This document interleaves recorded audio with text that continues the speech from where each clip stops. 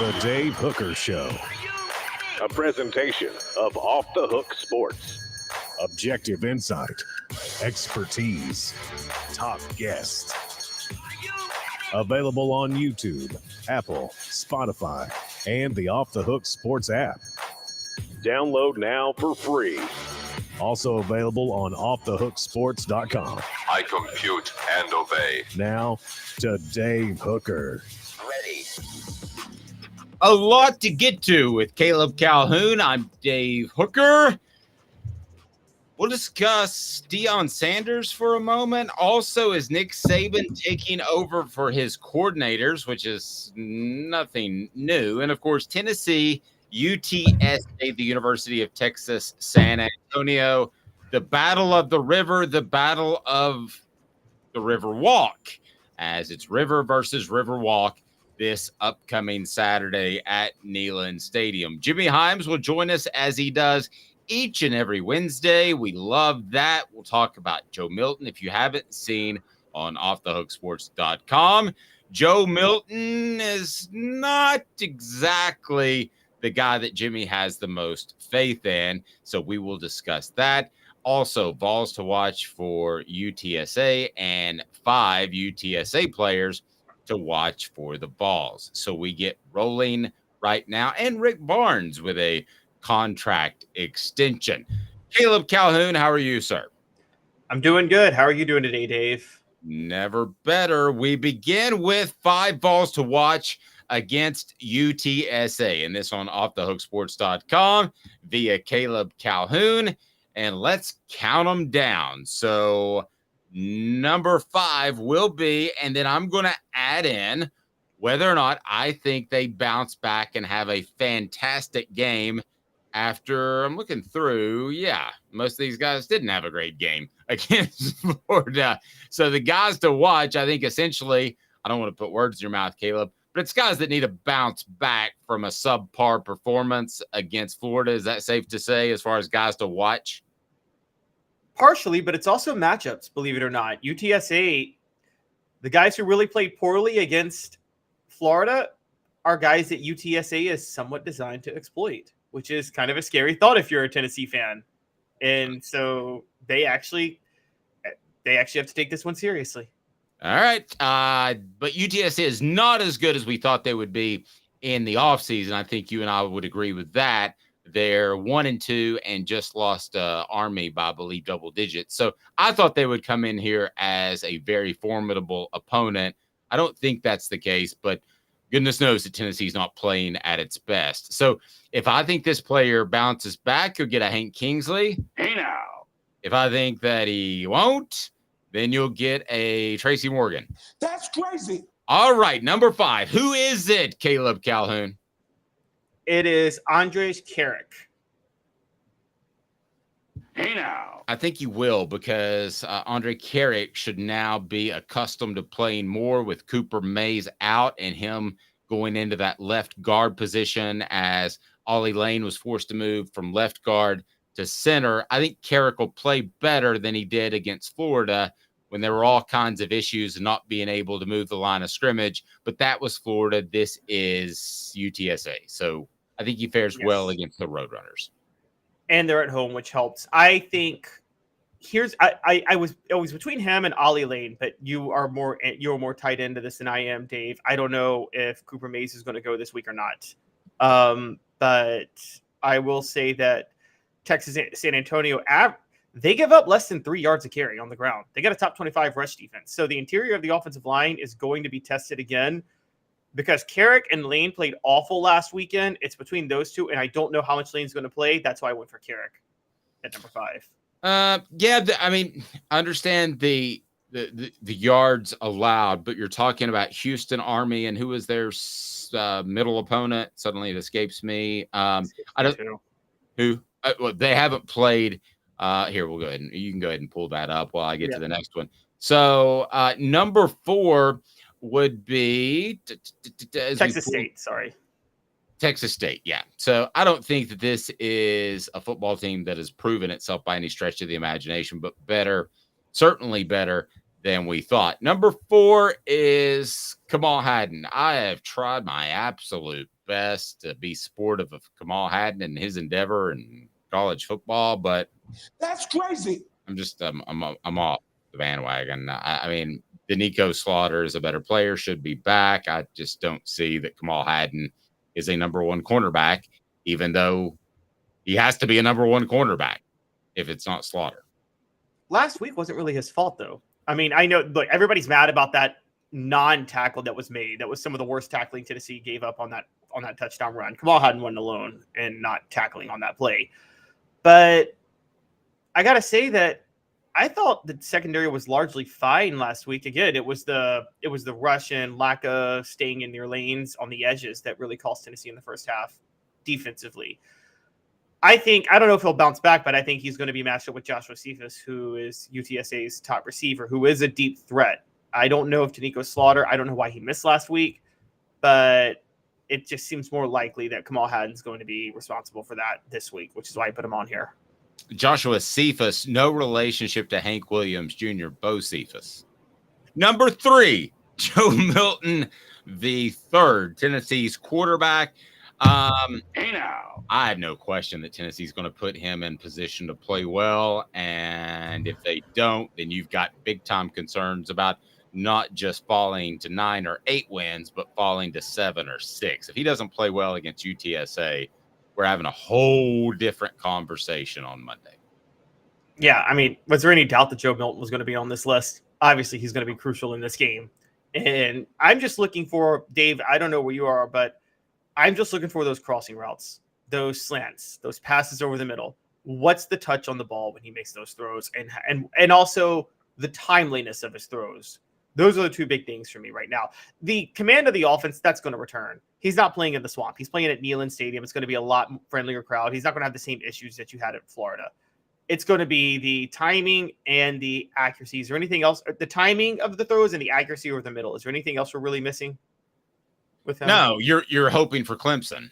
I mean, you're hoping for that performance. And when he got the ball out, as soon as his back foot hit and it was on the mark, and part of his accuracy issues are slow reads. So that's part of the issue. So he needs to get the ball out quick. Number 3 is number 2 is. Wow, Dave can't count. Oh, sorry, you came to me. Sorry, I was just saying Dave can't count. But okay, number 2 is John Campbell Jr.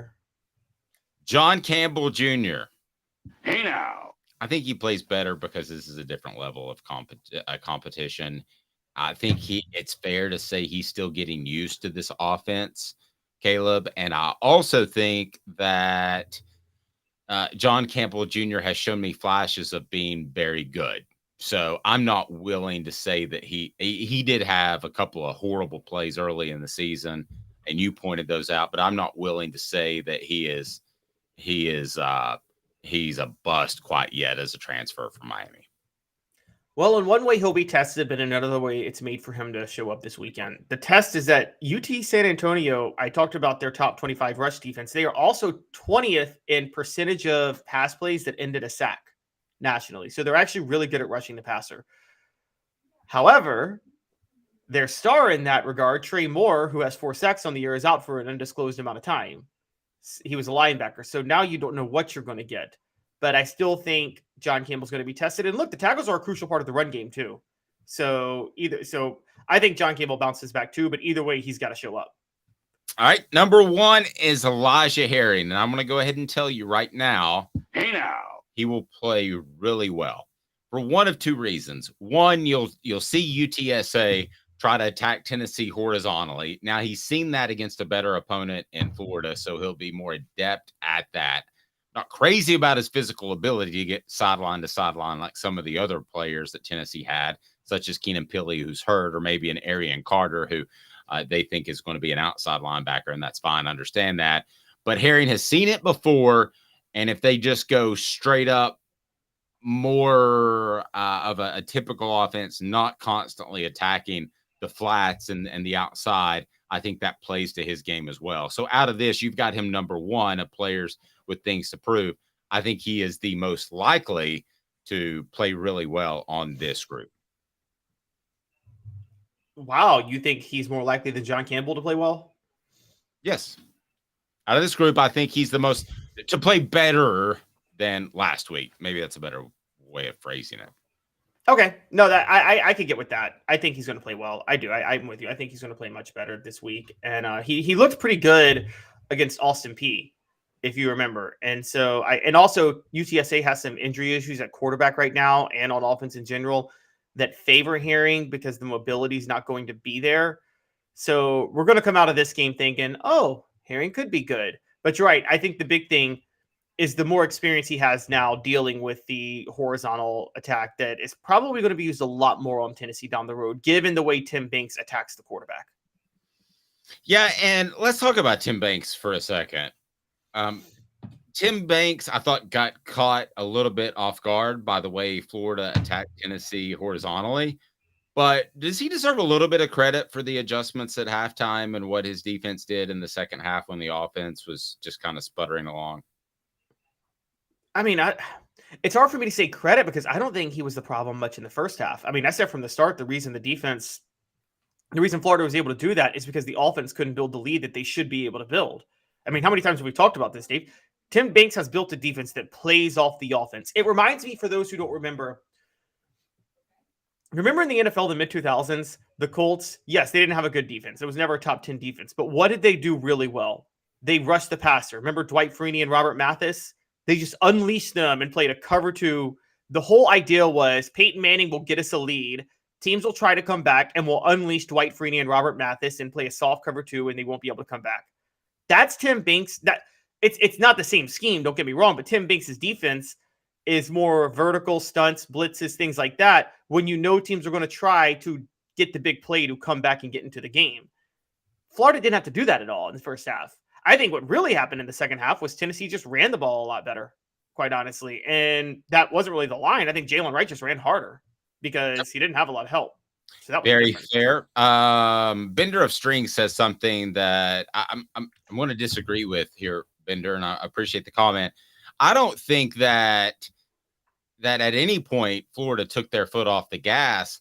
I think that was their game plan, was to keep the ball in possession, whether or not that was the first half or the second half. So I don't think it was taking your foot off the gas. Good morning to all of you all joining us now. If you're in the morning, if you're in the evening, well, you can watch it now. We're non-linear media. So let's take a look at 5 UTSA Roadrunners to keep an eye on. So Caleb, give me number 5 on your list. You got Frank Harris at quarterback. Why is he not number 1? Because he didn't play last week because of an injured toe, and he may not play this week. And if he's not, it's Eddie Lee Marburger who should be on here. But Frank Harris, when he's healthy, is still a really, really, really good, dangerous quarterback. Look, this list was already hard to do. It's harder when 2 of UTSA's best players are hurt. Frank Harris one and Trey Moore the other. Okay, number 4. Number 4 is Kavorian Barnes. He's their running back. He's not averaging 5 yards a carry, but he has 51 carries, 245 yards. And similar to Heupel, Jeff Traylor, the UTSA coach, is going to use him a lot as a workhorse before he can try to churn the deep ball. All right, number 3. By default, because of the fact that Trey Moore is hurt, I've got Danye Taylor at number 3. He's a linebacker safety hybrid. Got 3 tackles for a loss this year, but also watch out, not him, a former Tennessee player, a teammate of Bryson Easton's at Whitehaven, Martavius French, is now at UTSA, who is also playing linebacker. So keep an eye on him. That's if Danye Harris doesn't work out, or Danye Taylor, excuse me. Number 2. Brandon Brown. I talked about UTSA's top 20 rush defense and then being in the top 25 in sacks. Brandon Brown plays nose tackle for them. He doesn't get a lot of stats, but he is the anchor that makes that go. So watch out for Brandon Brown, particularly when, as we've talked about, the interior offensive line for Tennessee last weekend was historically transcendently awful. So, and then you got Joshua Bo Cephas, who was born to boogie. Do you even get my Hank Williams Jr. references? No, sorry, I don't. He's great. There's a message board. Tell me if you get my Bo Cephas references. Joshua Bo Cephas, he was born to boogie, and it's a family tradition that he catches deep passes down the field at UTSA. That's 3 references to Hank Williams Jr., by the way. Okay. Well, he stands at 6'3", and he has 24 catches, 247 yards, and you don't have faith in Kamal Hadden. So it's possible he goes off. So watch out for him. All right. There you go. Breakdown of players you need to take a close look at on Saturday. With quarterback issues, there's no reason the Vols shouldn't go out and beat UTSA significantly. I want to remind you, Apex Apparel Group, design, brand, market your way. Unique products to promote your business with unparalleled customer service. ApexApparelGroup.com. ApexApparelGroup.com. It's time for What the H? And it is brought to you by our friend at Andy Mason, AndyMasonRealEstate.com. Here we go. What the? What was he thinking? Release the hounds. The Dave Hooker Show. Keep cool. A presentation of OffTheHookSports.com. Really thought that Caleb just hit the nail on the head with his column at OffTheHookSports.com. Rick Barnes gets an extension. Let's get into the X's and O's of it. But first, the tenor of Caleb's column was all about this is stability in a program that has not had that traditionally. So how important is stability to the basketball Vols? Be sure to hit that subscribe and like button. We appreciate that. And if you're on a podcast platform, we would love a review. So stability, how important is it for Tennessee basketball? And let me give you an example. When I went to school in the 90s, there were times either because the basketball was so boring under Kevin O'Neal or it was Wade Houston before that, that you didn't know, even being a student on campus, if Tennessee was playing basketball. I mean, it was that bad, Caleb. And you're a little younger, so you caught a much better run. At times, a group that couldn't complete things, but at least you knew when the games were on. But let's talk about Barnes' contract extension, because this basketball program, more than anything, especially now that they've taken Thompson Bowling Arena and called it the quick checkout line brought to you by Food City, they've got to have a good basketball program. I don't know that they have to have a great basketball program, but they have to have a good basketball program, and Rick Barnes will bring you that. Yes. What is I don't know what the phrase is, but, don't make perfect the enemy of good, or good, don't make good the enemy of perfect, or something like that. Because Rick Barnes, let me get this out of the way. He's the most overpaid coach in college basketball. There's not a close second. Rick Barnes is the 4th highest paid coach in college basketball right now, making about $5.88 million a year. His contract is extended through 2027, 2028. The coach is making more than him: John Calipari, Bill Self, Tom Izzo. We're talking multiple Final Fours, multiple national championships. Five, if my count's correct, of national championships with those 3 guys, right? 4. Four. But okay. Close still, and countless Final Fours. Rick Barnes has 1 Final Four, and it was 20 years ago. The reason you do this move from Rick Barnes is because you know what you can. If you're Tennessee, you know what can happen. So let's just go back through history real quick. For those who don't know, Rick Barnes is already the longest tenured coach at Tennessee since Don DeVoe. And Don DeVoe, you probably know more than I do, Dave, but as far as I'm aware, he was, I guess, it wasn't really forced out, but he kind of left under pressure to a certain degree, where it just didn't seem like the fan base wanted him around anymore in 1989. Oh, yeah, he was definitely forced out. He was somewhat of a poor man's Rick Barnes. Okay, so Rick Barnes gets you to the NCAA tournament each and every year, right? Pretty much. Mm-hmm. Yeah. Okay. Don DeVoe is the guy that got you in the talk of being in the NCAA tournament each and every year, except for some really down years. So, no, Don DeVoe it was clearly time to move on. Don DeVoe was the longest tenured coach because Tennessee didn't give one iota about basketball. They looked at football, as it still is, and it's 80 to 90% of the revenue. And at the time, you had Doug Dickey was your athletic director, a former football coach. So he was focused on that. So they could have gotten just about anybody to average 18 to 20 wins, and he would have hung out a long, long time. What you're seeing now is a guy that averages getting into the NCAA tournament, and that's good enough to stay around for a long time. Is that good for Tennessee fans? Should that suffice? Should you be okay with that? Let's go through history real quick. Since Don DeVoe, between Don DeVoe and Rick Barnes, no coach lasted more than 6 years at Tennessee. 2 were fired for NCAA violations. One just stupidly lied about it and wouldn't have gotten fired. And we're obviously talking about Bruce Pearl, who's had the most successful run, even beyond Rick Barnes, since Don DeVoe. And the other one was fired after 1 year because of it. So, and that's who Rick Barnes took over for. So 2 fired for NCAA investigations. You had Wade Houston, who was just a terrible coach and a disaster and was hired just to get Allen Houston. You had Kevin O'Neill, who is, as you point out, ran the most boring system imaginable and also said some really offensive things a lot of times. You had Jerry Green, who decided to trash his own fan base because he just, again, rolled the ball out, let him play, but did inherit a lot of Kevin O'Neill recruits and secured a class himself. You had Buzz Peterson, who was probably I'm sorry. Do you know I can do a really good Jerry Green impression? Oh, really? Do it. Yes. Okay, ask me a question as if I'm Jerry Green looking back on my career. Why did you blow a 9-point lead to North Carolina by jacking threes in the second half? Well, I'll tell you, we're all ready for Brendan Hayward, and we got him in foul trouble. And then Julius Peppers came off the bench, but still, it's a pretty good team. And I guess if you don't like it, you can go to Kmart and rent a movie. They don't rent movies at Kmart, but he actually said that on ball. He told Tennessee fans they can go to Kmart. Yes. In terms of character, he told them to bleep off, basically. Yes, exactly. In terms of character, probably the best person they hired was Buzz Peterson, but Buzz Peterson is your classic case of a former athlete who can't coach because he's a former athlete. Travis says I sound like Andy Rooney. All right.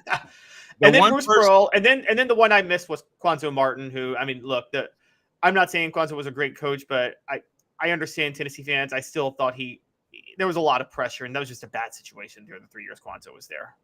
You ever wonder why food's so expensive? That's Andy Rooney, who, by the way, Jerry Green never cursed me out, but Andy Rooney did. And Caleb's too young to remember, but he was the guy who, I won't do it anymore, Travis.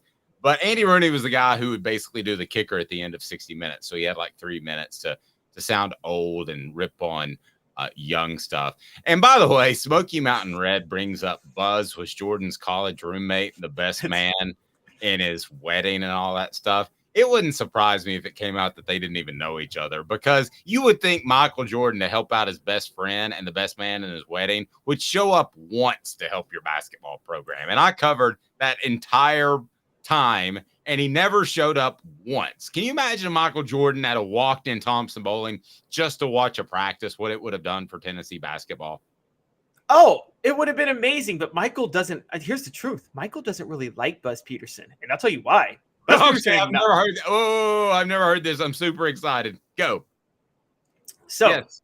Buzz Peterson admitted in 2001 when he was hired at Tennessee that he did not like North Carolina recruiting Michael Jordan. He didn't think Michael Jordan would fit with the team. And Michael Jordan, in his Hall of Fame speech, mentioned players and coaches who doubted him, and Buzz Peterson was specifically named in his Hall of Fame speech. And so Michael Jordan, as we all know, takes things very personal. He feels like Buzz Peterson disrespected him. He feels like Buzz Peterson, Dean Smith, to motivate Michael Jordan, put Buzz Peterson above Michael Jordan on the depth chart initially when Michael Jordan was clearly better. So Michael Jordan genuinely has a level of vendetta against Buzz Peterson. Now, Buzz Peterson's like, hey, we're connected, so we're cool. And, Michael Jordan will be diplomatic and show up for his wedding because Buzz Peterson asked. But, yeah. So do you think Tennessee stands by Rick Barnes until Rick Barnes is ready to retire? Or do yes, you think because or do you think they say that just making the tournament's not enough? No, I think they stand by Rick Barnes. I don't think you run off for basketball. I don't think you run off a good coach for a potentially great coach who could also be bad. I'll tell you that this was a few years ago. It was about 2016. South Carolina and Kentucky were both in the Final Four. There were 2 Final Four teams from the SEC. And you had looked at the SEC basketball landscape and there were a bunch of really good, not great coaches, and SEC basketball was thriving and SEC football was horrible because the SEC and football at the time had run off so many good coaches because everybody was trying to have the next Nick Saban. This must have been like 2015, 2016. This was when Gus Malzahn, Butch Jones, Kevin Sumlin, like these were the best SEC coaches outside of Nick Saban, the most successful ones at the time. All right.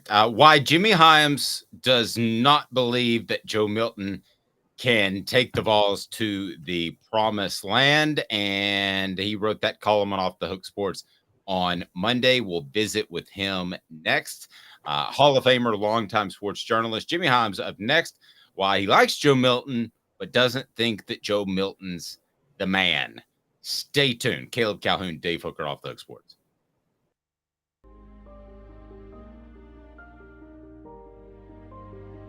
Our family has been creating one-of-a-kind pieces of jewelry in West Knoxville since 1986.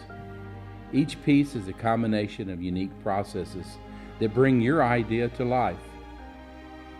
Every day in our shop, a truly special item with a story all its own is being manufactured in our facility, bringing the history and family sentiment into a whole new generation of life. We're grateful that you chose us to be Knoxville's best jeweler, a title that we value and respect. Because to me, being a jeweler and owning a jewelry store are not the same thing. I'm Rick Terry. I'm a jeweler, and we want to be your jeweler. Kingston Pike and Campbell Station Road in the heart of Farragut, and downtown on Gay Street right next to the Tennessee Theater. Hi, Mike Davis here with City Heating and Air, reminding you to always dare to compare. Our team provides quality local heating and air service, installation, and maintenance across East Tennessee. We use only the best equipment like American Standard heating and air conditioning for your residential, new construction, or commercial needs. Honesty, dependability, and customer satisfaction have been the cornerstones of our business since 1961. City Heat and Air. Dare to compare. These mountains hold and defend a spirit far better than moonshine. A drink that holds flavor that becomes necessity. A hard cider made and relished by folk who are as hearty as they are legend. A refreshment that can only be found in one place. With a taste that makes you say, give me 3 bottles of the good stuff. Tennessee Cider Company, where necessity can be found. Objective coverage. Hey, that's new. If we get caught, we're going to jail. The Dave Hooker Show, a presentation of Off the Hook Sports. YouTube, Apple, Spotify, and the free Off the Hook Sports app. I'm going to need to see some identification. Back to Dave Hooker. Welcome back. Welcome back with Caleb Calhoun. I'm Dave Hooker. As coming up on the program, sorry, had a little board issues. Coming up on the program, we will discuss a little bit of Nick Saban. Is he taking over? And I'm going to ask the question, we asked this before as far as a national championship question. Will he ever win a national championship again in Alabama? I think the question is worth asking, especially with some reports that he's kind of running things on both sides of the ball, which I think shows a lack of confidence in his coordinators. Is he ever going to win an SEC title? I mean, how about that question, especially with Texas and Oklahoma coming into the SEC, more so the Longhorns, of course. And the biggest concern for the Vols, not named Joe Milton. We'll get to that with Jimmy Hyams as well. And then you're going to see here in a little bit that Caleb and I vehemently disagree on something, and that's Deion Sanders. So portions of the program brought to you by our friends Campbell, Cunningham, Taylor, and Hahn. Look at me, no contacts. That's absolutely right. And no glasses as well. Enjoy life better when you see better. Local vision service for LASIK, cataract surgery, and regular eye examination. Go to ccteyes.com. That's ccteyes.com. Or you can check it out right below. Travis says Rick Barnes retires this year. Are we sure we weren't talking about Nick Saban? Oh, were you talking about Nick Saban? Okay. Well, Okay, who's most likely to retire after this year, Nick Saban or Rick Barnes? Oh, honestly, I think Nick Saban's going to be coach until he's 85 or 90. I think he's going to be. I think he's going to go out onto the field on a wheelchair and coach. I'm going to be honest with you. So Rick Barnes, but I think honestly, I think Rick Barnes will too. Look at Rick Barnes, Dave. Do you see any? There's age, and then there's age. There's like age, but then there's people that are 80 that you could see 20 years left in them, and then there's people that are 60 and you think they're on their last leg. I think Rick Barnes is the latter. I really see Rick Barnes could probably coach until his late 80s. He looks like he's in great shape. No, and a lot of those basketball coaches are able to do that. Same for Nick Saban. A couple of things that I wanted to throw out there as we wait Jimmy Hyams' connection. There are a couple of throws, and help me clarify on this comment. Orange Blood says that dime he threw to Thornton in the second half was beautiful. Need more of that, Joe. I want to make sure that we're talking about the same play. Are we talking about the deep slant over the middle close to the goal line? Is that what you're referring to, Orange Blood? No, I actually know what he's referring to. There was the play. It was right after that where Thornton wanted the pass interference and it was incomplete. And then right after that, it was a beautiful third down throw over the middle that Thornton caught that got Tennessee down into the red zone. And they didn't convert because it was that 4th and 1. But that was the thing that was good about Joe Milton, and we keep underrating this in the game. His sideline accuracy and his vertical accuracy is so much better than it was 2 years ago. It's the touch he's putting on the ball and the command of the offense that are still issues. But the actual accuracy, Dave, that is a lot better than it was 2 years ago. There's no denying that at this point with Joe Milton. That his accuracy is a lot better than it was when he first started against Bowling Green 2 years ago. Yeah. Go back and watch tape from that game. No, I'll take the homework into consideration, but I think that it's better, but it's still not good enough. You had brought up one point. Well, I don't want to get caught up in that, but there are a couple of plays, the Dante Thornton deep slant, and then there was one play, was it against Virginia with Ramel Keaton, that I thought that was underthrown. So sometimes, I've heard television commentators or even a completed pass that everything is great with Joe Milton, when in reality, it hasn't necessarily been, because if you lead those players out a little bit, they score. All right, Jimmy Hyams joins us now. He is a Hall of Famer. He's fantastic, and he wrote what I think is one of the best pieces that's been on Off the Hook Sports, which isn't saying a lot. We've just been around 16 months, Jimmy, so don't take too much for that compliment. But it's just exploding. But I thought it was very good. So let's start. Now I want to get into the column specifically, because I felt the same way on Sunday, and it was a perfect timing that you wrote it, because it was better than the angle I had. But what do you think of Joe Milton before we get in depth in your column? And what did you think of his play on Saturday and to this point in the season? Well, I thought his play on Saturday wasn't good enough. I thought he played pretty well against Virginia. I didn't think he played well against Austin Peay. He was 1 out of 8 to start that game. And here was an incredible stat about Austin Peay. We talked about him just throwing those out routes all the time. He didn't throw hardly anything downfield. Tennessee had 228 passing yards. 210 were yards after catch. What does that tell you? That tells you all he's doing is throwing those out. I think he completed 18 of his 21 passes at the line of scrimmage, or right at the line of scrimmage. Here's my concern about Milton, and I like him a lot, and I think Tennessee can average about 30 points a game with him, but they cannot be at optimum efficiency because his skill set doesn't fit this offense. And there are 3 factors that I think are missing. 1, he doesn't run the ball very well. Secondly, he doesn't throw the ball very well on the run. And third, he does not make the quick decisions necessary to run this offense. So those are the 3 concerns I have. Now, again, they can average 30 points. They can win 7 or 8 ball games with him, but they can't win 10 or 11 with Joe Milton, in my opinion.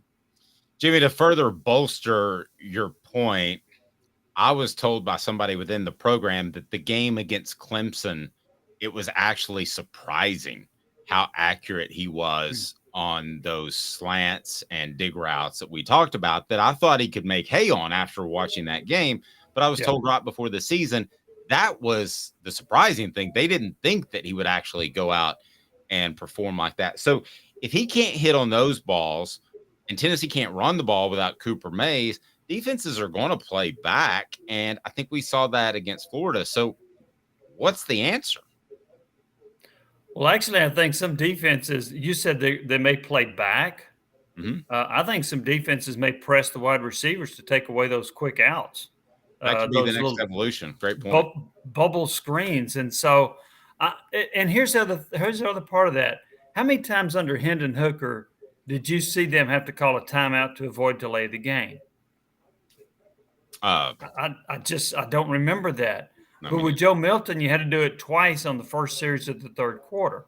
There's some communication problems there. How much of that is not having Cooper Mays at center? I don't know. That's hard to gauge. But I also think it's a concern about Milton being able to process things quickly. And I thought, this is just an observation, nobody told me this, I thought watching that game with the play calling, they didn't look like they trusted Joe Milton. Completely agree. Yeah, we got to do this, got to do that. But we can't throw the whole book at Florida because we don't trust Joe Milton to do the right thing. And so I think they got pretty conservative with their play calling at times. Jimmy, I've been on I haven't blamed the play calling too much just because I actually thought a lot of because Heupel's offense is so dependent on being able to establish those 5, 6, 7 yard runs regularly if they're going to be able to do what they need to do offensively. What I do start to criticize Heupel for, though, and I want to know your thoughts on this. Look, to me, it looks worse and worse by the week that Josh Heupel ever considered Joe Milton over Hendon Hooker, because it's obvious to anybody with eyes that Hendon Hooker is so much of a better quarterback. And I just have to think, isn't that a long-term problem of Josh Heupel, the talent evaluator? Because there's no debate. Hendon Hooker was, and I said this from the start, ask Virginia Tech fans about losing Hendon Hooker, ask Michigan fans about losing Joe Milton. Virginia Tech fans were much more on Hooker's side than Michigan fans were on Milton's side. And Heupel, I think against the will of the team, went with Milton at the beginning of 2021. I can't say it was against the will of the team. I don't know that. I do know, and I was surprised at this, that a lot of the media covering Tennessee said that the challenge between Milton and Hooker wasn't close. That's not what I saw. And now, look, people fell in love with Milton's arm. You'd sit there and watch him throw an 80-yard pass. Okay, great. It's not so great if it's not caught and it's 80 yards over or 20 yards over the receiver's head. But here's the other part of that. When Tennessee decided to go with Milton over Hooker, I talked to Pat Ryan, who went to a lot of practices, and I said, who would you go with? He said, Hooker. I said, why? He said, he's more consistent and the offense moves the ball better when he's at quarterback. And then the staff went with Milton. Now, I don't know all the reasons why, other than I know he's got a great arm. Maybe they saw the ability to stretch the field better with Milton than Hooker. But, Caleb, I'm kind of in your camp. When you look back, it's like, how in the world could they have chosen Milton over Hooker, other than just the fact he's got a cannon for an arm? Yeah, and one of the things that we can't pin on Heupel is that we saw during the season, and Smoky Mountain Red posted this, we saw during the season, Hendon had that killer instinct, and he would get mad when he would get hit. And I don't want to read too much into a post-game interview because you've got the rest of the season to play for. But to be honest with you, I watched it 2 or 3 times, and it just seemed like to me that Joe Milton was like, everything's going to be okay. No big deal. Just lost to Florida. I mean, that's your SEC rival, and you're a 7-point favorite. Jimmy, that's a big, big deal. To me, yes, it is a big deal. And Tennessee, I thought, would win the game. Now, I didn't buy into this double figure stuff, and somebody picked Tennessee 41-13, which I thought was crazy. I thought it'd be a close game. I thought Tennessee would win by 7. I picked 27-20. But with Milton, I wonder if he's struggling and figuring out how he's supposed to act after a game, because, man, I'd be ticked off. But maybe he's like, okay, I don't want to show panic because I don't want the rest of the team to show panic. But still, I mean, a little bit of anger, a little bit of emotion. I I don't think that hurts you to do that, to show that you're disgusted with the way the game went. So maybe he's struggling to find that role of a leader, or maybe that's just his personality. Oh, well, we lost. Let's go to the next game. I would struggle with that if I were a teammate or a coach. I would be so – I think I would be so mad. And it's just we're all wired different that every answer would be about 5 words long. And the media would be mad at me. I'd be fine. I want to get on the plane. And that's just how I'm wired. Caleb, I want to get to you too. But the obvious question, Nico was the number 1 quarterback in the country. Big reason why people are excited for him. Actually, he was number 2 behind Arch Manning. But nevertheless, he's the highest rated prospect that Tennessee's ever gotten. They didn't have it around for Peyton Manning. So, Jimmy, let me throw at you what I hear. I hear they love Joe Milton, that aside from an injury, there is no way they would turn to Nico. But obviously there has to be some sort of threshold. Do you think Nico is even in the cards at this point?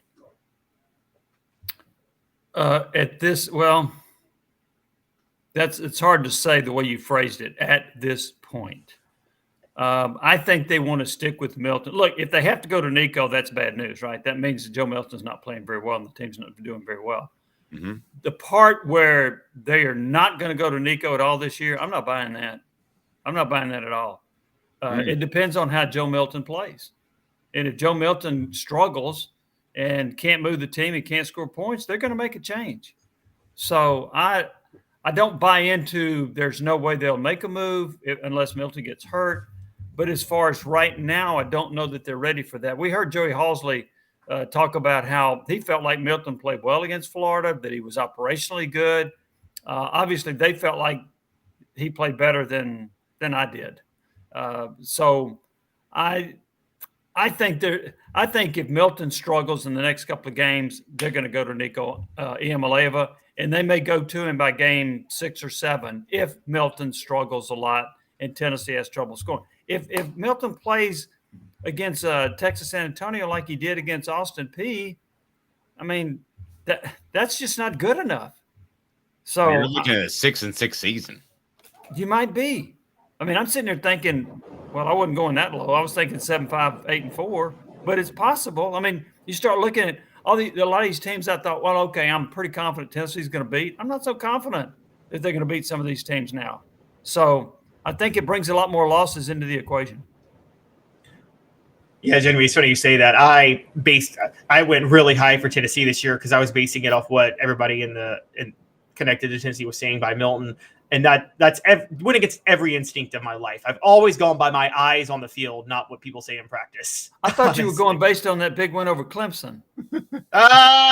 Which I think you might be more on my side now that game didn't actually happen. It happened. I just don't think it had anything to do with this year. Speaking of Clemson, one of the comparisons I draw into Tennessee, and I want to know your thoughts on this, Jimmy, is that I think they're kind of in a transition year like Clemson specifically was in 2014. If you remember, Taj Boyd really helped build Clemson up under Dabo, similar to what Hendon Hooker did for Tennessee. And then Deshaun Watson, whatever you think of him personally, and I don't think highly of him, took Clemson to the next level. And in between that, there was that 2014 transition year where Cole Stout was the quarterback. Do you think the Tennessee coaches, and it's possible that they're seeing this year as a transition year from Hooker to Nico, where Joe Milton's the quarterback? Well, he can keep them above water, 8, 9 wins, whatever, and then they can really just turn it loose next year? I don't think that's the way they viewed it. I really think they believe that Joe Milton would perform at a level that could help them win at least 9 games. I think they felt that way. Now, there's some other pieces of this equation. I mean, the receivers haven't played at a high level. The offensive line hasn't played very well. The secondary can't tackle. So you've got some other issues. But, Caleb, I really think the coaching staff has more – I would say this. They seem to have more confidence in what Milton could do than what we do. So I don't think they looked at this as a transition year. Yeah, we'll just kind of suffer through Joe Milton until Nico's ready. I think they felt like Milton was good enough to get them to 9 or 10 wins. I agree with that. Portions of the program brought to you by Herald Group Security Solutions, leadership experience, specialization, addressing problems through unique mission-specific mitigation techniques, also making your children safer one school at a time. If your child goes to private school, go to your administrator, mention heraldgrp.com because they undergo 60-day training for their security, and we're looking to get that available in public schools as well very soon. It is time for Four Downs. It is brought to you by our friends at Zen Sports. We'll tell you more about that as Zen Sports is bringing the cash back to gambling. Download that app. Use the promo code HOOK, but I'll tell you more about that as we get to Four Downs, which is right now with Jimmy Hyams and Caleb Calhoun. Four Downs. 4 questions. 4 answers. The Dave Hooker Show. Four Downs. A presentation of offthehooksports.com. Okay, so that's where we stand on Joe Milton, but I don't think that saying it's all Joe Milton's fault would be accurate. So what's the biggest concern for the Vols not named Joe Milton? That'll be Four Downs as we get to that right now. And Cooper Mays may not be on the field, but he is in my drop board. So, Coop, what should people do? Cooper Mays here. Hit like and subscribe. And what down, Coop? Coop here. First down. There we go. Tennessee's defense, missed tackles and out of position. So, Jimmy, I will ask you as far as a concern, huge, somewhat, or they'll be fine? Huge concern. That lack of tackling, the lack of effort in tackling, what you saw at Haddon, that's ridiculous. It's kind of funny. Somebody said, I've seen cornerbacks do bump and run, but you're not supposed to bump and run a running back. So I just not supposed to bump and run away either. Yeah. And then fall down. I just don't think the secondary is all that good. They haven't faced a real good passing team. Florida's not a real good passing team. They're an above average passing team, and they shredded the secondary, in particular on third down in the first half. And then the secondary is not very good at tackling. Now, Danico Slaughter did not play. He's probably the best tackler. I was told in the aftermath that he had an injury of some sort, which was undisclosed. But I have big concerns about this secondary going forward. I don't think they're really good in coverage and not very good at tackling. And so when a running back or a receiver breaks loose, I'm not real confident that the defensive back is going to get them down. Caleb, missed tackles out of position, huge, somewhat, or they'll be fine as far as a concern on your end? I'm actually going to break with Jimmy. I'm going to do the reverse on this one. I'm going to think they'll be fine on this one. I think Tim Banks' defense, we've talked about it, is designed for a vertical attack that plays off the offense getting a lead and teams being desperate, and the offense never put them in a position to do what they're supposed to do in the first half. And that one run was ridiculous. I mean, it wasn't just Kamal Haddon, by the way. I forget who the linebacker was that tried to tackle him with his backside. I've never seen that one before in my life. Okay. I thought that Lil Jon song, back it up. I thought that was going to come on because it looked like that's what he was doing. But Jimmy, if it makes you feel any better, I don't know who Lil Jon is either. I've heard of him. I just don't listen to his music. You go. You're talking to the guy who's listen to Get Low. I'm not going to sing the lyrics to the song out here because everybody my generation should be ashamed of ourselves for liking that song. I'll be the first to admit it. But yes, it was a very catchy song. But yes, that was embarrassing. But I do think Tennessee's defense is not designed for open field tackles and wrapping up. It's designed to create havoc with a vertical attack that really forces errant mistakes by the quarterback and the backs in general. I thought we were talking about defensive backs. Did I miss that? Oh, I thought he just said defense. Did he say defensive backs? I said, well, I think that I said Vols defense missed tackles and out of position. So kind of all under one roof. Okay.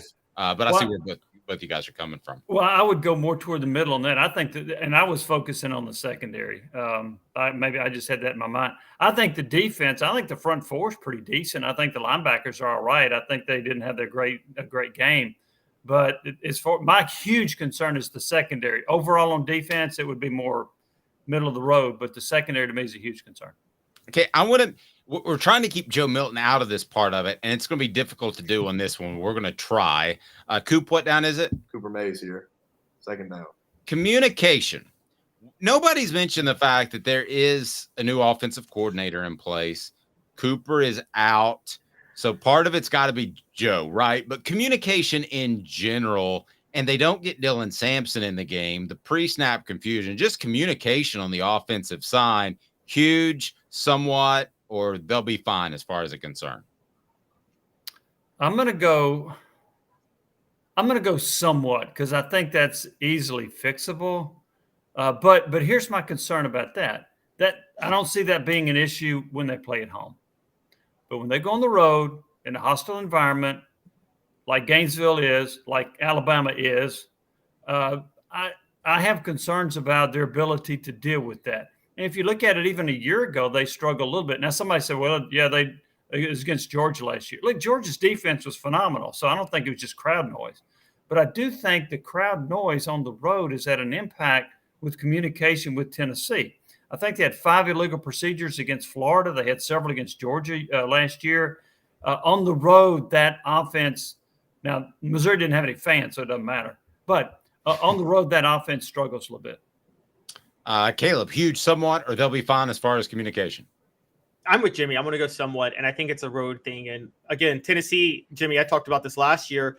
Georgia and South Carolina were really the only hostile environments Tennessee faced last year. And they lost both of those games. And then Florida this year, there's an underlying issue of Tennessee and hostile environments with this offense that Josh Heupel's got to figure out. The only one I think they played well in was Kentucky in 2021. 4 Downs brought to you by Zen Sports, the new sports book in Tennessee, revolutionizing the way you earn sports betting rewards. I would go somewhat as well on that. That means no more deposit bonuses that turn into deposit nightmares on Zen Sports. What you see is what you get, and you get their cash rewards program and a lot of cash. For a welcome bonus, earn an unlimited 5% cash back on your betting volume for your first 15 days when you sign up with promo code HOOKED. That's HOOKED. Unlimited 5% cash back. Keep betting, keep earning with up to 3% cash back on your betting volume every month. And after that, refer friends to earn a percentage of their betting volume as cash rewards too. Zen Sports bringing the cash back to Tennessee. So if you bet big on sports, you want to be betting Zen Sports. Zen Sports betting just got better. Gambling problem? Call 1-800-889-9789. Must be 21 and over and in Tennessee to bet. What down, Coop? Tennessee center Cooper Mays here. Third down. Thank you. Tennessee's receivers not developing. Jimmy, that is a huge concern, somewhat of a concern, or they'll be fine. I'm going to go somewhat. I've been disappointed that Dante Thornton hasn't developed into the player I thought he would. I think the coaching staff was very high on him in the spring. He's the Oregon transfer that's 6'5" and has great speed. I think Squirrel White has played really well. Keaton has been pretty average. McCoy, I think they need to target him more. Now, I'll say this. He's been a heck of a blocker. He's done a really nice job in that phase, so he's a complete receiver. But I think he needs more opportunities to catch football. Caleb? I'm going to go huge because I think Tennessee's offense is actually built around the receivers more than the quarterback. And the way the coaches thought was we have NFL receivers, so even if Joe Milton's a little inaccurate, think Dante Culpepper throwing to Randy Moss back in the day. Dante Culpepper was a terrible quarterback, but he got away with it because he had some good receivers to throw to. And I don't think the receivers have been able to bail out Joe Milton from his mediocrity this year, which they thought he would be able to. I'll say 2 things. I think Squirrel White can create yardage on his own through passes that Joe Milton doesn't have to be a lead on down the field. Mm-hmm. And I think there are times that you throw it to Brew McCoy even when he's covered because I think he's a big physical guy and he's going to be able to make plays. What down, Coop? All SEC center Cooper Mays here. 4th down.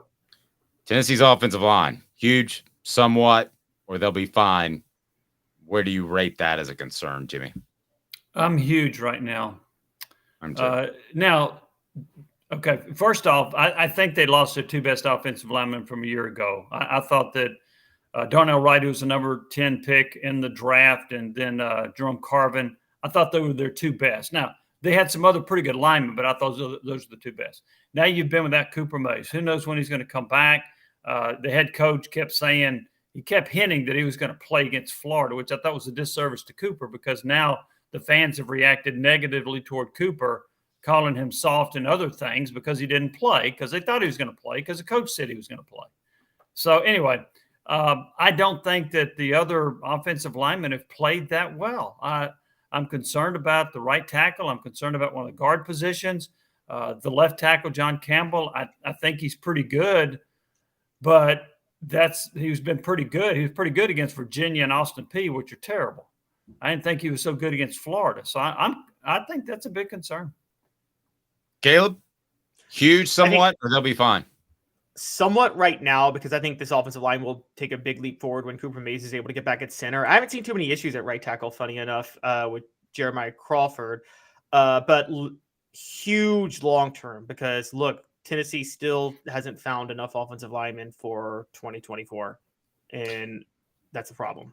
Jimmy, I'm going to let you out of here. Sorry to keep you so long, but the one thing I did want to ask, this is a complete, just out of left field. Somebody asked me about, I'm not reporting this.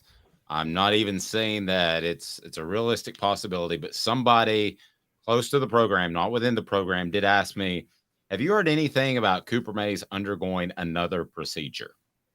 I have not heard about him undergoing another procedure. Okay. I mean, I think a lot of us know what it is. I've actually heard so many people say it. I don't know if anybody's been reporting it. I haven't, out of respect for Cooper. And I heard you, I think it was on Football Finals, that you didn't say it. So you're my mentor, so I followed your lead. Yeah, well, my hands are tied when somebody tells me something off the record. But when I hear it from 5 or 6 other people, then, I mean, he had sports hernia surgery. That's what happened. That's why he's out. And hopefully he can come back. So I do think he makes a difference. I think he's a good football player. I think he helps them as far as the communication. I think he helps them as far as making sure everybody's lined up properly. And so I think that the offensive line can take a step forward with him. But the line otherwise has not performed at the level that I thought against. And like, I'm gauging it against Florida.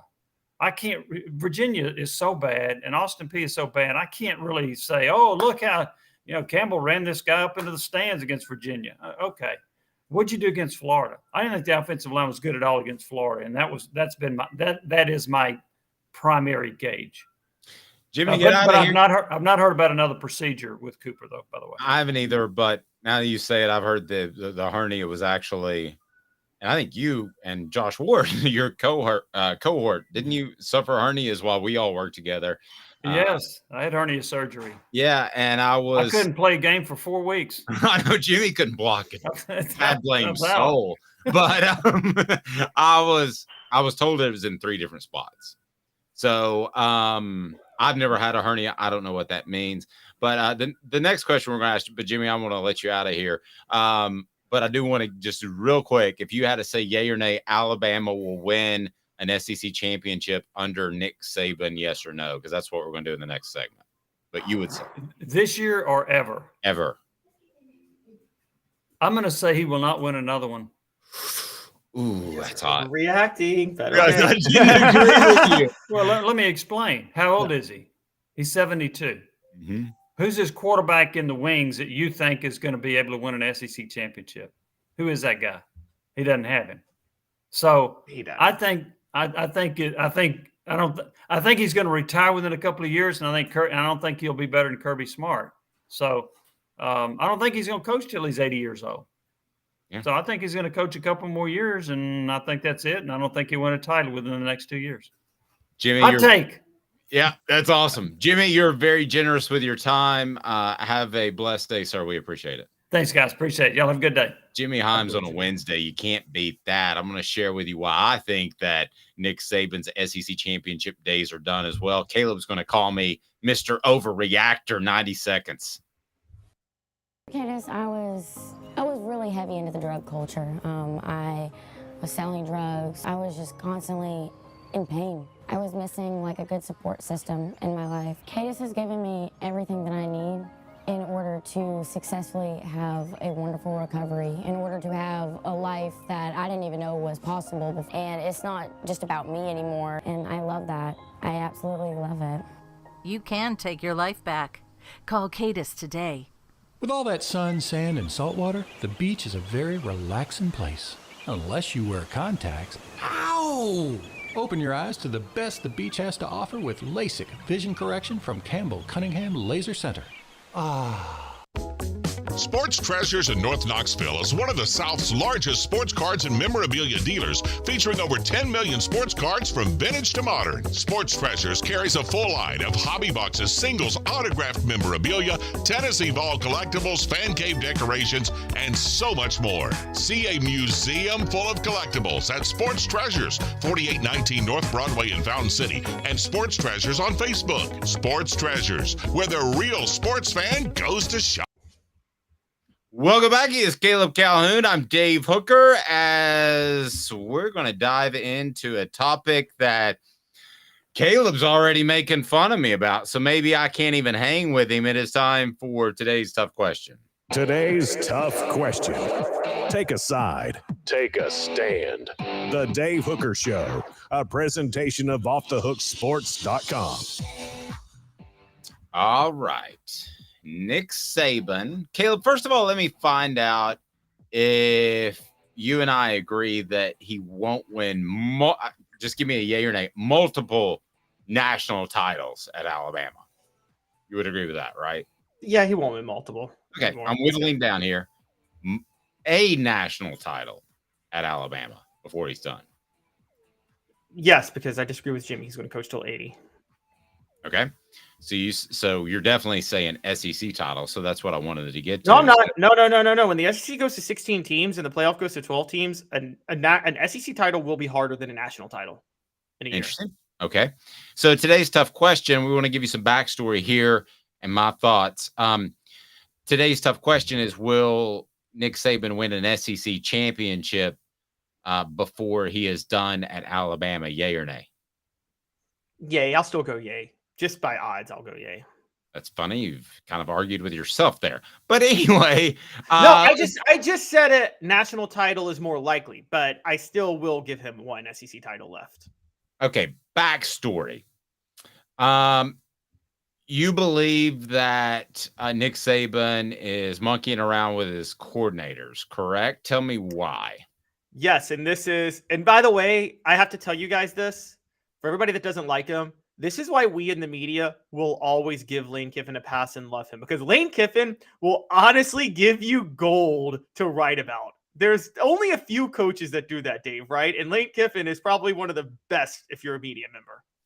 And he basically said in the press conference the other day that he was asked, what's it like going against Steele's defense? And he basically said, it's more like we're going against Saban's defense. No, I'm not quoting him directly, but he basically said he thinks that Saban's calling the plays. Saban comes out and volunteers information, basically says contrary to what's been out there, Kevin Steele's our defensive coordinator. On top of that, there are rumors circulating right now that the move back to Jalen Milroe was a Saban move. And the move to Tyler Buckner and to bench Jalen Milroe was actually a Tommy Rees move, the offensive coordinator, so this is Saban saying to the offensive coordinator, you don't know what you're doing. I'm taking over the offense. And Lane Kiffin is hinting that Saban is telling Kevin Steele, you don't know what you're doing. I'm taking over the defense. Okay. We agree, but I think you think he'll win another SEC title. I don't, because Texas is coming into the conference, and I don't think he'll ever be better than Kirby Smart. And I do agree with Jimmy. I think he's got 2 to 3 to 4 years in him, as opposed to you're saying like 8. Now, if you're right on the 8, I'm totally on board with you. He'll win a national title. Okay, because he will adjust from what I think has been a bad adjustment in going backwards in football, and that's controlling the football and playing great defense. I know it's working for Kirby Smart, but he has had a very special run of quarterbacks. You can name them off: Tua, Jalen Hurts, Bryce Young. Bryce Young, Mac Jones. You can go on and on and on. That's a special run. That's not going to happen very likely for any program in the nation ever again. And historically, it's insano. It's even better than when Tennessee had Peyton, T, Clausen, Ainge. That was a great run. You would take those 4 right now. But you forgot about Heath Schuler before Peyton. Right. slight couple years in between because of the transition. But you're right. That was a special run. But you take the guys that we just mentioned at Alabama over that. So I think there's some luck to that. I don't think you'll have that again. That's point A. Point B, I think he's always monkeyed around. I've talked to a coach that was on his staff, and he said it wasn't unusual to come up and take the offensive game plan. Now, they run the same plays. It's not like he's ripping up the plays and say, no, rip it up on a Thursday night and say, we're going to do this instead. And it's worked for him. But here's why I don't think he wins another SEC title, because I don't think he coaches as long as you do, and we'll find out. We've all speculated on that. I also think that he won't have the run of quarterbacks. I don't know who his next great quarterback is, and I don't necessarily think he's on the roster right now. And he doesn't seem to think so because he's played basically all of them for a little bit to see how they do. And now he's going back to Jalen Milroe. So, and the other thing is, I think he's gone backwards in time a little bit, whereas you have to have an offense that's somewhat explosive or the most dominant roster in the nation. There's only one team right now that has the most dominant roster in the nation, and they wear red instead of crimson. It's Georgia. So I don't believe that he will win another SEC title. And I'll add to that with Texas coming into the SEC. So portions of the program, including today's tough question, brought to you by Andy Mason, AndyMasonRealEstate.com. He's my realtor. He should be yours. Best prices and service in the biz. That's Andy Mason, AndyMasonRealEstate.com. Check him out. So, Caleb, digest that for a moment. What I just said, call me crazy if you like. Okay, there's a lot to unpack. Tracy Morgan always does, that's for sure. That's crazy. So, you say Nick Saban went back in time. I agree with you. Now, I'm going to ask you a question real quick. Now, you say he monkeys around a lot. You're more tight end because of your years reporting than I am. Do you think this is more than usual, though, with Tommy Rees at least? Do you think he's decided, Tommy Rees, you suck after 2 games, or you're terrible, I'm taking over, you don't know how to call plays? I think it's more than it was with Lane Kiffin. Or Jimbo. Okay? Or Jimbo, yes. I think other than that, it's pretty much status quo. Okay. On defense, I agree with you. It's always been Nick Saban's defense, right? Nick Saban has always ran the defense. Yes. Yes. And okay, so here's one of the things that's kind of interesting. And this is on a broader take. And stay with me here. Have you seen what Baltimore's doing in the NFL right now? Mm-hmm. They're looking really good. And Lamar Jackson looks like an early MVP candidate. Who's their offensive coordinator? Help me. Todd Monken, who was at Georgia the last 2 years. Right. I think Nick Saban, yes, he went back in time. I think Kirby Smart went back in time too with Mike Bobo. And what I'm saying is we underrated how great of an offensive coordinator Todd Monken was at Georgia last year. Agreed. And probably underrated Brian Daboll at Alabama. Oh, absolutely. Absolutely. We underrated both of them. And I think Nick Saban went back in time. Here's where this is a rare mistake by Nick Saban. He went back in time based on a media narrative that wasn't true. The media narrative was that Kirby Smart was winning national championships the old Nick Saban way, which was a simplistic offense and all defense. No, that offense was very, very, very cutting edge. Go back and watch the motions and the plays Georgia ran. Dave, we saw Georgia play Tennessee, covering Tennessee, and Georgia just overwhelmed Tennessee on the offensive line, and that was just a different game. But Todd Monken is a very creative offensive coordinator, and Tommy Rees is not. And I think that's an overreaction. I think Tommy Rees is going to be out of there in a year, and Nick Saban will find a better offensive coordinator. Now, Kevin Steele, that is totally a Nick Saban's like, I'd rather just run the defense. For those who don't know, Kevin Steele is actually not a bad defensive coordinator. For people who bring up the 70 points with the Clemson game 10 years ago, I'm going to expose something that I'm a little uncomfortable because we don't know all the details, but Kevin Steele has once every 5 to 10 years what we might call a mental lapse in a game. He was coaching at Carolina one year. No, he was coaching a defensive coordinator at Auburn, I think, one year, and pulled out an old playbook from Carolina in the middle of the game to call that. I think that was the game. It happens once every 5 years, and it's something that just, I don't know what happens when he does it, but it does happen every now and then. I think Saban brought in Kevin Steele knowing that outside of that, Kevin Steele can coach defense and Nick Saban can be the guy to call plays and take over when things go rough. I think Nick Saban is actually more on a mission and on a tear. I think Nick Saban was very frustrated about Georgia the last 2 years. He dominated on the recruiting trail, and Nick Saban has decided, I want guys that will run what I want to run, but I want to fully take over this team. I'm so driven right now. I'm going to do everything. I'm running everything until I get another national title. I think that's Nick Saban's. I think he's working harder right now than he's ever worked before. And for people who compare him to Bear Bryant, because I saw that people say he's older than Bear Bryant was one of the most out of shape 65-year-old men in the history of college football. I mean, the guy was famous for smoking a pack of cigarettes, leaning up against the goalpost before a game, and was quite the drinker. Yes. So yeah, these are two different dudes. Yes, exactly. Nick Saban is the most driven. He works 20 hours a day. I think I work hard with what I do. Nick Saban doesn't stop working all the time. And everything I've read is he's been, people close to the program talk about he is more driven than ever before. And I think he hired coordinators basically in name only this time. And he wants to run the entire show, do more work he's doing more work than any coach in football right now. All right. Changing gears. Deion Sanders, a smokescreen. You say that he's a smokescreen because he didn't remember a player's name. All right. Yes. So I'm going to let you make your case, and then I'm going to show you why you're wrong. Well, But let's pull this up first. Here is Deion Sanders talking to the media when he forgets one of his players' names. Yes, this is so for context. Hank Zelinskas was starting at center for Colorado because their first and second stringer went down in the game. And Deion was asked about how he played. Here's his response. And we got a field goal. Hey, Coach Carlos Bryant, DSM. Can you talk about Hank Zelinskas? He was the true freshman that got the start today at center. Hank Zelinskas. Oh, I'm sorry. I'm thinking Hank. Yeah, he got the start as a true freshman today at center. Can you talk about him?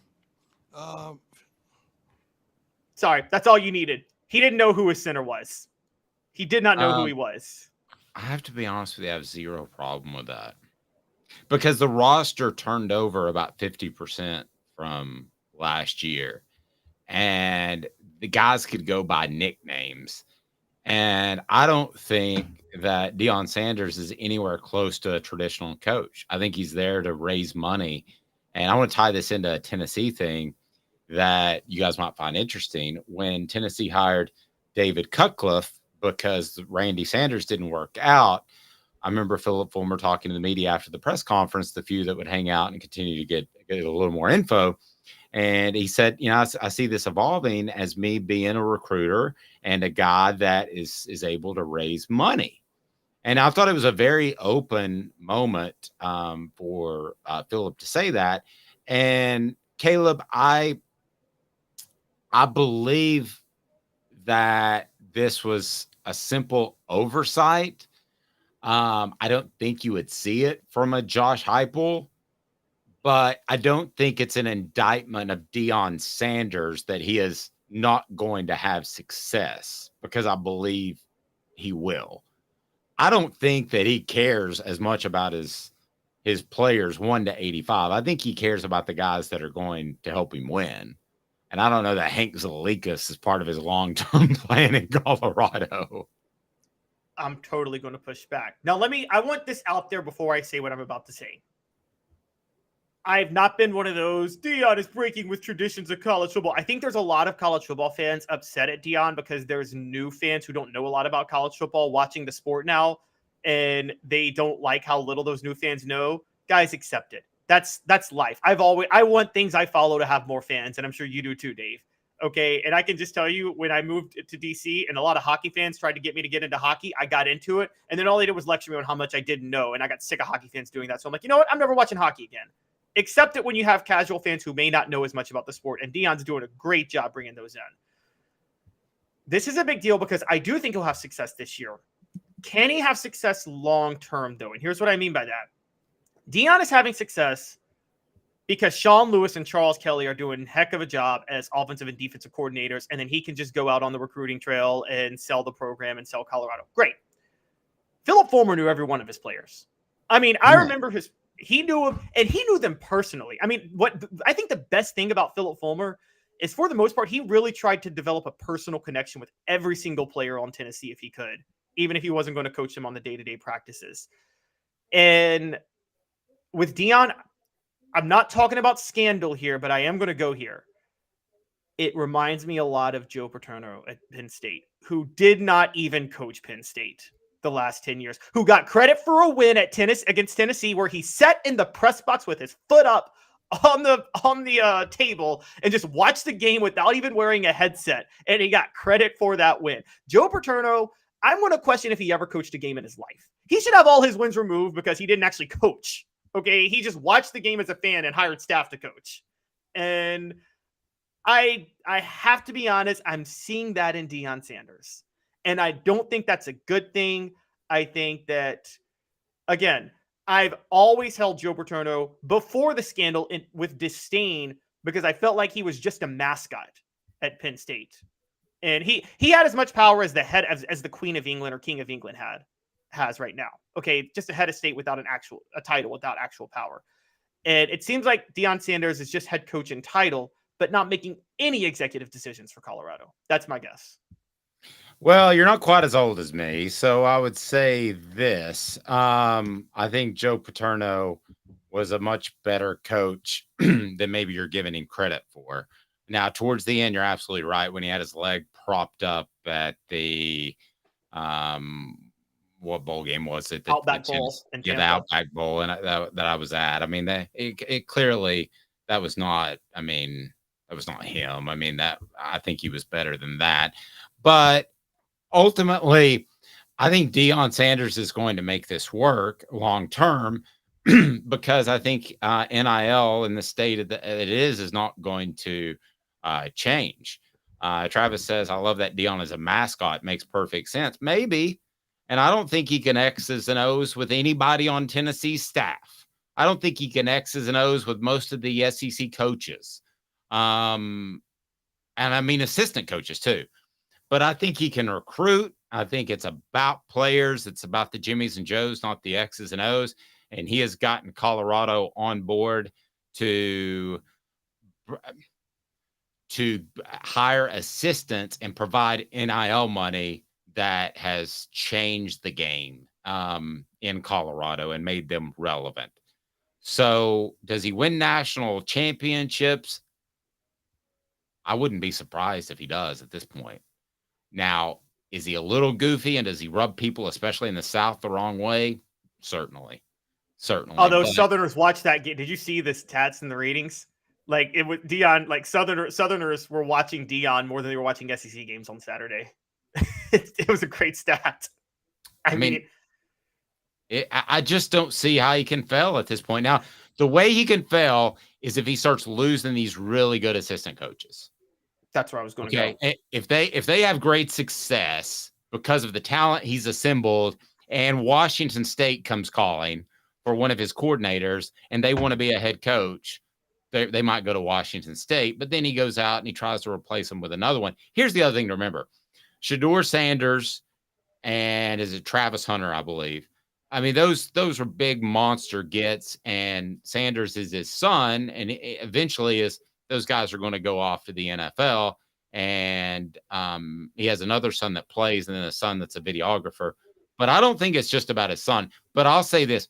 Shedeur Sanders, if you haven't watched him play, if Tennessee has Shedeur Sanders, they're every bit as good as they were last year, maybe better on offense. I mean, he is an incredible talent. And I'll be honest with you, I didn't watch Jackson State. I didn't know that, but I can watch Shedeur Sanders for roughly 3 minutes or 8 plays and tell you that he is very, very good. Light on his feet, has good pocket presence, knows when to run, when not to run. Don't be surprised if he's the number 1 pick in the NFL draft one day because he has size too. So he's not going to have Shedeur Sanders forever.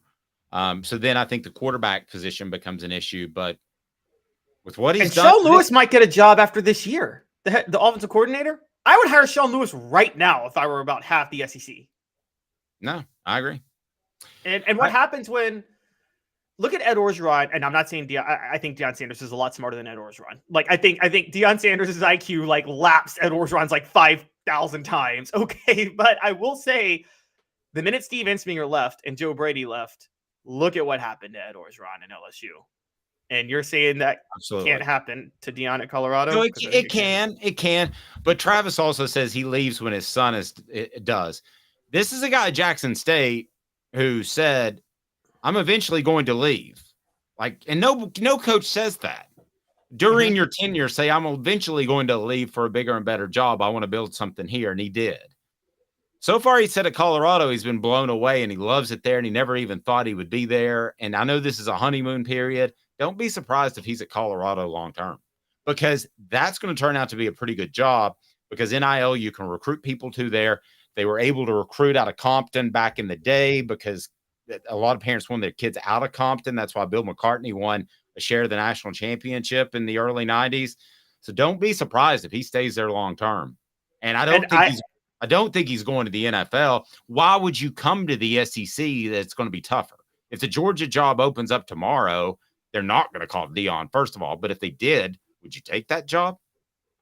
No, in particular, if you can recruit out in Colorado. All right, hot take. I'm about to trigger so many people. If I got a choice between living in Colorado, Alabama, or Mississippi, I'm living in Colorado. I'm sorry. It's so much nicer than Alabama or Mississippi. Come at me, SEC fans. I don't care. Okay. When Deion said he was looking when he was at Jackson State, it's because he was in Jackson. Jackson or Boulder? Dave, where are you going to live? Well, I mean, I would live in Boulder over Jackson. I haven't been to Boulder. I've been in the Denver airport. It looks beautiful. I've heard it's fantastic, but I will say this. I mean, at the end of the day, I would rather live in the South. Now, there are places in Alabama that I wouldn't want to live. And there are places in Mississippi I wouldn't want to live. But as a whole, I would rather live in the South. But there are a lot of people like you, and I think he's been genuinely taken aback with how nice it is. He's Caleb Calhoun. He's a Southern boy. Well, he is. And I don't think he'd take the let me backtrack on something I said. I don't think he'd take the Florida State job because I think they kind of stiff-armed him when he expressed interest. I think he'd take the Florida job out of spite. And then Tennessee has to worry, because if Deion, with his recruiting ability, recruiting Florida, then I will say Tennessee's got, like, everybody will line up for that job as an assistant. He's Caleb Calhoun. I'm Dave Hooker, Off the Hook Sports. It is weekdays at 10 a.m. Hit like and subscribe. Share it with your friends. Tell a friend. Leave us a review on our podcast channels. We appreciate it. Have a fantastic morning, afternoon, evening, whenever it may be. Smoky Mountain Red said Boulder to Gainesville. That is a great point. The personal enjoyment would not be the same in Gainesville as it is in Boulder. Have a fantastic day, evening, morning, afternoon, whatever it may be when you're watching. He's Caleb Calhoun. I'm Dave Hooker. Off